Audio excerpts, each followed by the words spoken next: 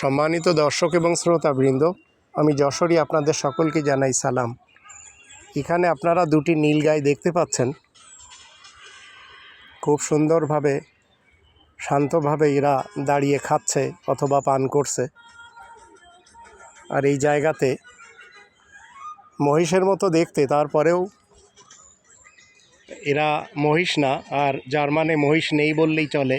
মহিষের দেশ বাংলাদেশ, ইন্ডিয়া, পাকিস্তান, কিন্তু এখানে মহিষ নেই। এইভাবে পাহাড়ের পাদদেশে পানির ঝর্ণা আস্তে আস্তে আসছে। এই পানি অবশ্য এই নীলগাইকে পান করানো হয়। কত সুন্দর আল্লাহ তাআলার বানানো দৃশ্যগুলি, এগুলি দেখে সত্যি আমরা বলতে পারি আলহামদুলিল্লাহ রব্বিল আলামিন। সকল প্রশংসার একমাত্র মালিক, উভয় জগতের লালন পালনকারী রব আল্লাহ।